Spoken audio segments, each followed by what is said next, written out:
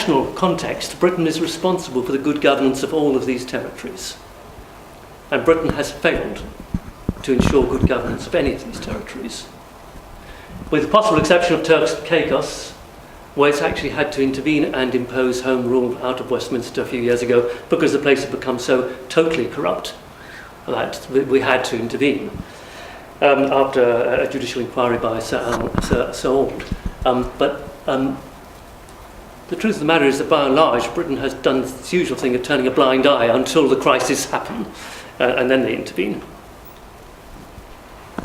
Have we any figures, estimates for how much money people who are British, or at least members of the City of London, manage to make per year as a result of helping the elite of other countries steal from the rest of the population? How much is it worth to us in London? And I don't know is the honest answer. Okay. I haven't seen such an estimate. I suspect that actually it's worth a great deal of money. First of all, because the fees charged by the lawyers and accountants who work in this area are absolutely massive. But I suspect that Britain's comparative advantage in financial services, like Switzerland, depends very heavily upon offshore secrecy.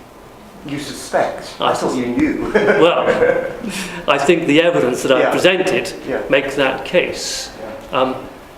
Now, okay, I did want to have time to go quickly into one further area. Sorry, there's a cartoon. Haldane at the Bank of England quoted us Cicchetti and Karoubi about the size of the financial sector. The greater it is, the slower your growth rate. Well, that's what I wanted to get around to, because I think, and this is the big issue that we should be discussing, I think, and I don't have time to do anything other than rush through this. I mentioned at the beginning the resource curse and the finance curse. Very quickly, the resource curse affects, and by the way, this card comes from a brilliant game called War on Terror, and I recommend that all of you with a sense of humour buy the game and play it. It's fantastic. It's much better than Monopoly. You're nodding away there. It's absolutely brilliant. So that they can... The resource curse symptoms are the Dutch disease, which is an economic factor. As soon as you start pumping oil and gas, your currency goes through the roof, meaning that all your exports become very much less competitive on the world market, and it becomes much, and imports become more competitive, which means that your local industries get destroyed by the oil and gas sector. One thing tends to follow on from another. Then, as the oil and gas sector begins to become dominant, it absorbs all the best workers, all the best brains into that sector, either into the oil and gas sector directly or into downstream activities and into the public sector. And this over-dependence on a single sector just feeds upon itself. And increasingly you find that people are essentially rent-seeking, trying to get a larger slice of the pie themselves. You then have extraordinary revenue volatility as oil and gas prices go up and down on the world markets. You have a tendency towards authoritarian forms of government, conflict, even war, depending on the severity of the resource curse, deep-seated corruption, increasing debt, particularly at household level, slower rates of economic growth, inequality and increased poverty. Extreme examples of this include countries like Algeria, Angola and Nigeria, which is where I met Nick Shaxson in the first place. Now let's look at the finance curse. And by the way, this book is available, unashamed with marketing here, as a Kindle version, but you can download the PDF version free of charge for the skinflints amongst you. But it's a work in progress. Same thing, what I call the Jersey disease when I was working in this area. Domestic inflation simply wrecks the local economy, which is what the case in Jersey's cost of living is higher than central London. Crowding out of other industries, a brain drain, all the best people going into lawyers and accounting firms and into banking. Rent-seeking displaces entrepreneurialism, state capture, revolving doors. In other words, state capture, all the local politicians are captive to the bank interests of banking activity. Revolving doors, the banks put their top people go into local politics to make sure that everyone falls into line. Corruption, criminalisation, inequality, poverty, volatility crisis, all of those things I witnessed in Jersey, and the book goes into that at great length. But I think that we in Britain suffer from exactly the same issues. The exchange rate policy in this country has always been geared, I want to say always, I mean certainly in the course of my professional career, so going back 40 years now, the exchange rate policy has been determined by the City of London interests, not by industrial capitalists' interests. And that remains the case.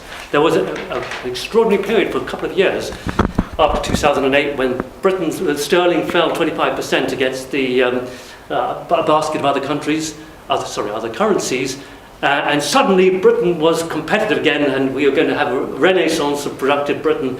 Well, unfortunately, we're back to where we were. Sterling's appreciated again, and Vince Cable is trying to push water uphill to encourage investment into productive industrial capitalism. It just ain't going to happen. It's worse than that. And there was a brilliant quote which we picked up yesterday, it's on the front page of our blog. All the brightest and the best are attracted to come and work in London in the Financial Services Centre or its satellites. So we have literally lost our rocket scientists to the City of London, to hedge fund activities. The corruption, criminalisation, you don't need me to tell you about that. You know about LIBOR, you know about foreign exchange things, you know about the inequality we know about, the volatility and crisis, we all know about it. I think that Britain is the world's, or one of the world's leading cases of the finance curse. Read the book and find out. Read more. And here's an interesting thing, and I hope we can then finally move on to this general discussion. This is a United Nations chart using human development rankings, looking at the world's wealthiest economies and the way in which they use their wealth, translate that wealth into human well-being. Now, the black lines, and this is the positive side, and this is the negative side of the equation. That's zero. I'm not expecting you to be able to read this. Just, you can get it's in the book. The black lines are countries, in this case Turkey, which don't have oil and gas, or only have very small deposits of oil and gas, and don't have a major dominant finance sector. The yellow lines are the oil and gas exporting countries. Kuwait, Oman, Qatar, United Arab Emirates, Trinidad and Tobago. You can see that almost in their entirety they're on the negative side. In other words, they're not successfully translating their wealth into education, health, and other human development indicators. The red ones are the ones that I'm interested in. These are countries which are overly dependent, in IMF terms, on financial services.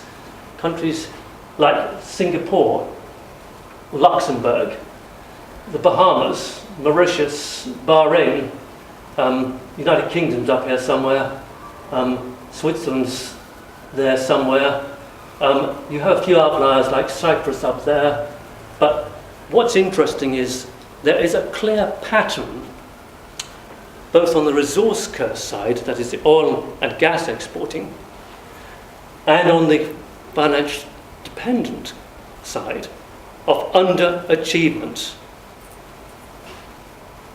And that's comes from the Human Development Index. Do you all understand that chart?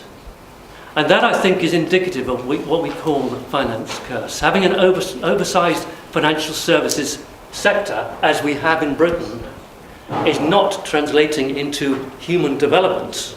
We're not making successful use of it. Sorry, is GNI gross national income? Gross national income, yeah.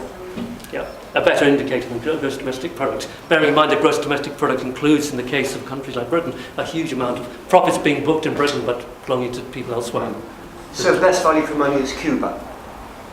Yes, extraordinary. Extraordinary. Yeah. Okay. But they are able to turn a very relatively low per capita, GNI per capita, into a very high level of education and health service delivery. It's interesting that Ukraine is the fourth item from the top. Yeah. A country that is in desperate trouble. Yeah. disparate trouble because of well, being robbed basically and invaded. There's this data goes back about 5 years, but so it's not the latest. Well, I think their troubles have been building up. But it is, it's interesting that despite the huge capital flight, the huge tax evasion problem, they have still been relatively successful at delivering on health services and education services, which in an odd sort of way the Soviet Union was actually quite good at doing. They were quite good at education and health services. If you don't speak with this near to you, it won't get onto the live stream. It doesn't need to be in the place. Well, I suppose you could say that the current troubles of Ukraine will not appear on that because the massive capital flight because of the Russian invasion won't appear on it. So. That data, when we published that data 2 years ago, was drawn on income data from probably somewhere around 2008, 2009. Okay, so look, let's open up for questions and comments. Gentlemen at the back, and then... If you dry up, don't worry. Right, thanks. This is close enough. You don't need to. That's close enough, right? You can just sit here and go like that. Seriously. Yeah, it might make sense if we go at the front. Just say it. Yeah. Okay. What was I going to say? Yes, I mean you were saying that Britain or London is competing with Luxembourg and Liechtenstein as a financial centre. Now, when people say this, that London has to be competitive with other